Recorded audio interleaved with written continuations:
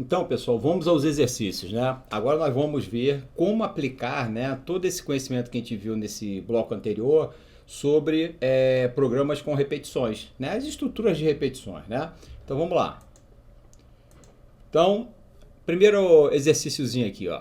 Crie um algoritmo que leia o inteiro positivo e escreva todos os números ímpares menores ou iguais a esse número e maiores ou iguais a 1. Então, o que esse programa quer? Ele quer o seguinte: o usuário vai lá e vai digitar, sei lá, o 10, o número 10. Então, o programa vai apresentar 1, 3, 5, 7, 9. Tá legal? Então, ele vai começar de 1 e vai pegar todos os ímpares, né, menores que 10, né? Menores ou iguais a 10, né? Então, a gente quer esse tipo de interação com o usuário, tá certo? Então é aquela velha história, pessoal. Agora vocês fazem a pausa, né, antes de olhar a resposta. Rabisquem aí o croquis de vocês e depois olhem a resposta. Tá legal? Então vamos para a resposta aqui. Eu já fiz aqui, eu vou aqui para a resposta. Vamos lá. Então tá lá, pessoal. O que eu quero? Primeiro eu quero que o usuário digite um número, né? E eu vou querer um contador, tá certo? Vou querer um contador aqui. Então a gente vai fazer as repetições até atingir um número. Então a gente pode utilizar aí uma estrutura para, né? Uma repetição incondicional. Por quê? A gente sabe qual é o valor máximo, né, das iterações, que seria, no caso, o próprio número. Tá legal? Então vamos lá. Então tá lá início, né? Então só lembrando vocês, né? Aqui vai estar o fluxograma, aqui vai estar o código, aqui a gente simula a memória e aqui seria a saída para o usuário, beleza? A gente vai mostrar aqui mamão com açúcar, né? Então tá lá, algoritmo números ímpares, né? A gente vai ter aí a nosso algoritmo, o nome do algoritmo, as variáveis. Eu vou usar duas variáveis, né? O número e ambos são inteiros, beleza? Vamos lá, então ó. Quando eu declaro a minha variável, o número inteiro, eu reservo espaço em memória, mas está um lixo lá no espaço da memória. Então, um número que eu não sei qual é, por isso que eu boto interrogação. A gente diz que isso aí é lixo, né? E aí chegamos ao início, beleza? Aí vamos lá. Qual é a primeira atividade? O usuário vai nos digitar o número, né? Vai nos passar o número que ele quer, para a gente dizer os ímpares de 1 até esse número, tá legal? Então, a gente vai botar lá, né? Escreva, informe o número, né? Aí vai aparecer para o usuário lá, ó, informe o número, beleza? Aí o que vai acontecer? Lê o número, o usuário vai digitar um número lá qualquer, ó, 6. Aí, conclusão, o valor 6 vai lá para número, beleza? Então tá aqui, ó. Lembre-se que isso aqui é sobreposto, né? A gente está botando um embaixo do outro como se fosse tempo 1, tempo 2, tempo 3, tempo 4 e assim por diante. Aí o usuário digitou 6. O i a gente ainda não mexeu, né? Aí vamos lá. Aí aqui ele criou o para, ó.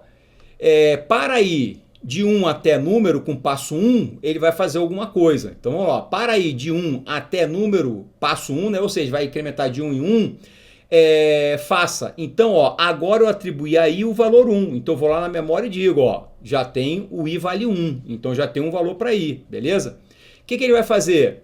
Aí ele vai fazer lá, ó, ele vai continuar. Então olha só, pessoal, como é que eu sei que um número é ímpar? Como é que eu sei que um número é ímpar?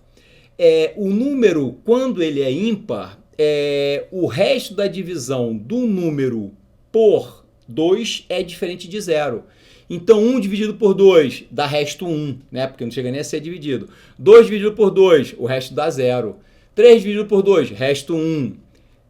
4 dividido por 2, resto 0. 5 dividido por 2, resto 1. E assim por diante. Então, o critério para eu descobrir se o número é ímpar ou não é dividir por 2, né? Para a mesma coisa, pessoal. Se o resto for 0 é par, se o resto for diferente de 0 é ímpar.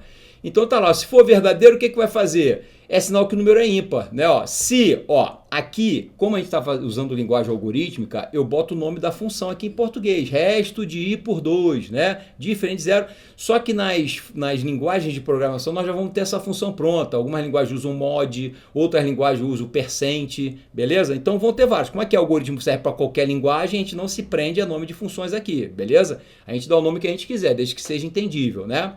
Então, ó, se for diferente de 0, o que acontece? A gente vai imprimir o i, é sinal que ele é ímpar, né? Então tá lá, ó. Então o que vai acontecer?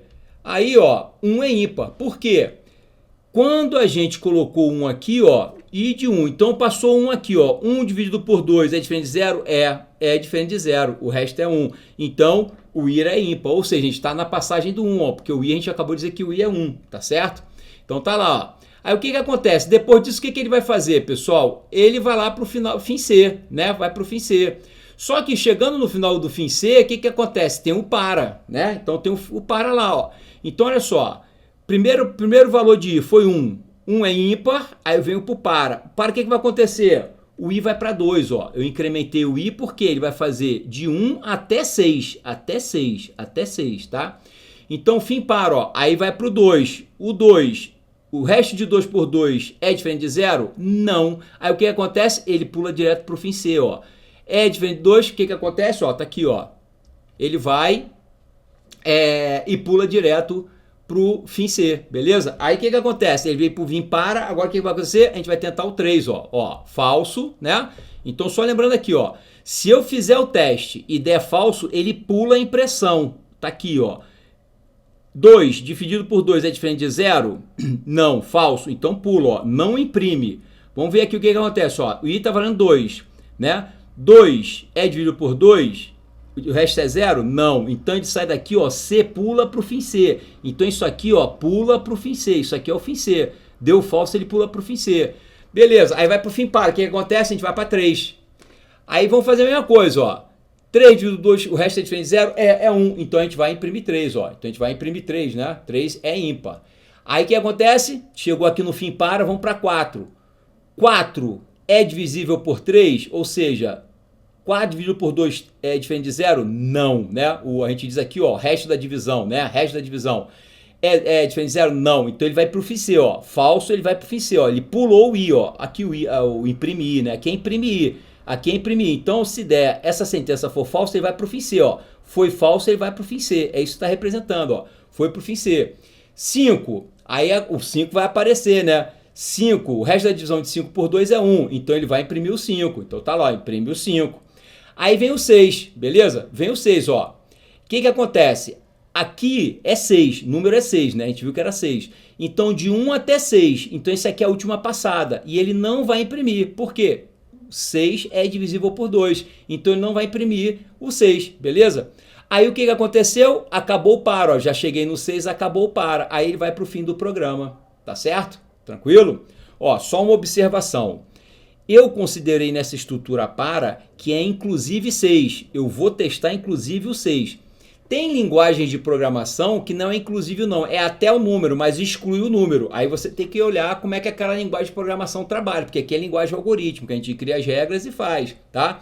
Então aqui é 6 inclusive, mas tem linguagem de programação que é até 6, mas não inclui o 6. Ele já pararia no 5 e iria embora, tá legal? Vai depender da linguagem de programação. Então com isso, pessoal, a gente fez aí nosso programinha, ó, só uma observação, tá? Pô, Márcio, não tem a maneira mais fácil de fazer esse programa? Muito mais fácil, né, pessoal? Não precisa fazer divisão, né? A gente sabe que o número ímpar vai de 2 em 2. Então, a gente faria de 1 até número, né? Passo 2, beleza? Não precisa botar teste nenhum. Eu só botei o teste aqui para ficar mais legal, coisa e tal. Mas o programa aqui tá, como é que é? Superdimensionado. Não precisa fazer teste nenhum, né?